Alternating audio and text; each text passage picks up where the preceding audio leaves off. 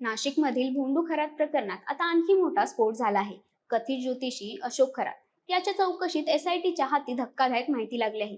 तब्बल 6 तास चाललेल्या चौकशीत 4 वेगवेगळ्या मोबाईल नेटवर्कचा पर्दाफाश झाला असून यात व्हीआयपी राजकीय नेते, अधिकारी आणि प्रभावशाली व्यक्तींचं कोडवर्ड कनेक्शन उघड झाल्याचा दावा केला जात आहे. या प्रकरणाला आणखी एक मोठं वळण मिळालं आहे. खरातची पत्नी कल्पना खरात हिच्यावरही गुन्हा दाखल करण्यात आला असून तिच्या अटकेची शक्यता व्यक्त केली जात आहे. दिवसभरात एसआयटीच्या तपासात काय काय आढळलं सविस्तर जाणून घेऊयात या व्हिडिओतून. नमस्कार, मी वृंदा लासे आणि कॅमेरावर आहे जयेश पाटील. भोंडूगिरी, अंधश्रद्धा आणि दैवी शक्तीच्या नावाखाली महिलांचं लैंगिक शोषण आणि कोट्यावधींची फसवणूक अशा गंभीर आरोपांमध्ये अशोक खरात सध्या पोलीस कोठडीत आहे. 17 मार्च 2026 रोजी त्याला अटक करण्यात आली होती आणि त्याची कोठडी आता संपण्याच्या मार्गावर आहे. मात्र कोठडी संपण्याआधीच एसआयटीने तपासात मोठे खुलासे केल्याचं समोर आलं आहे. खरात एकाच वेळी 4 वेगवेगळे मोबाईल नंबर्स वापरत होता. प्रत्येक नंबरचा वेगळा उद्देश होता. एका मोबाईलमध्ये राजकीय नेते, अधिकारी आणि प्रभावशाली व्यक्तींची नंबर कोड वर्ड्स मध्ये सेव्ह केलेली आढळली. त्यामुळे या प्रकरणाला मोठं राजकीय वळण मिळण्याची शक्यता व्यक्त केली जात आहे.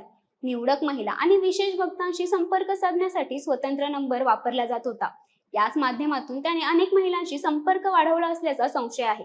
जमीन व्यवहार, पैशांची डील आणि फसवणुकीसाठी वेगळा नंबर वापरला जात होता, तर सर्वसामान्य लोक आणि ग्राहकांसाठी स्वतंत्र नंबर ठेवण्यात आला होता, ज्यामुळे त्याचं संपूर्ण नेटवर्क व्यवस्थित चालत होतं. तपासादरम्यान तब्बल 2000हून अधिक अनोळखी फोन नंबर समोर आले आहेत. या सर्व नंबरची चौकशी सध्या सुरू आहे. 30 मार्च 2026 रोजी शिर्डी परिसरात 4 एकर जमीन खरेदी फसवणूक प्रकरणात अशोक खरात आणि त्याची पत्नी कल्पना खरात यांच्यासह आणखी 5 जणांवर गुन्हा दाखल करण्यात आला. या प्रकरणात 2 आरोपींना अटकही करण्यात आली आहे. यामुळे आता तपासाची सुई थेट कुटुंबियांकडे वळली असून कल्पना खरात हिची भूमिका काय होती याचा तपास सुरू आहे. शिवाय आता तिच्या अटकेची शक्यताही नाकारता येत नाही. याशिवाय खरातकडे येणारे भक्त त्याला आपल्या घरी, व्यवसायाच्या ठिकाणी किंवा फार्म हाऊसवर घेऊन जाण्यासाठी उत्सुक असत. मात्र या आउटडोर व्हिजिटसाठी तो तब्बल 5 लाखांपर्यंत शुल्क आकारत असल्याची चर्चा आहे. अमावस्या आणि पौर्णिमेच्या दिवशी तर त्याच्यासाठी पहाटेपासूनच महागड्या गाड्यांची रांग लागत असे. मात्र तो जास्त पैसे देईल त्यालाच खरात भेट देत असे. एसआयटीच्या तपासात आणखी एक मोठा खुलासा समोर आला आहे. पुण्यातील एका करोडपती भक्ताला पूजा करण्यासाठी वाहन हवे असल्याचं सांगून खरातने तब्बल 90 लाखांची आलिशान कार खरेदी करायला लावली.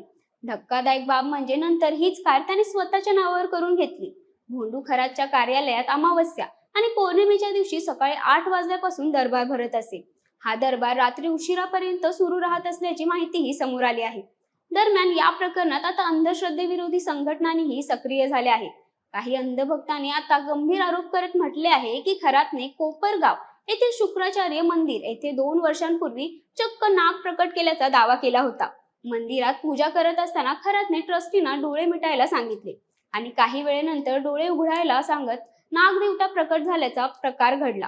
या घटनेमुळे उपस्थित सर्वजण घाबरून गेले होते. या सर्व प्रकारावरून आता भोंडू अशोक खरात आणि संबंधित ट्रस्टींवर जादूटोण्याविरोधी कायद्याअंतर्गत गुन्हा दाखल करण्याची मागणी करण्यात आली आहे. अशोक खरातची पोलीस कोठडी उद्या संपत असून त्याला न्यायालयात हजर करण्यात येणार आहे. एसआयटीने आतापर्यंत जमा केलेले पुरावे न्यायालयात सादर केले जाणार असून आणखी मोठे खुलासे होण्याची शक्यता वर्तवली जात आहे. त्यामुळे आता व्हीआयपी कोडवर्ड्स नेटवर्क मागे नेमकं कोण आहे, या प्रकरणात आणखी किती मोठी नावं समोर येणार आणि कल्पना खरातची भूमिका काय असणार आहे, असे अनेक प्रश्न उपस्थित होत आहेत. एकूणच भोंडू खरात प्रकरण आता निर्णायक टप्प्यावर पोहोचलं असून पुढील काही दिवसात या प्रकरणातील सत्याचा मोठा स्फोट होण्याची शक्यता आहे. तोपर्यंत या प्रकरणाबद्दल तुम्हाला काय वाटतं कमेंट करून नक्की कळवा. धन्यवाद.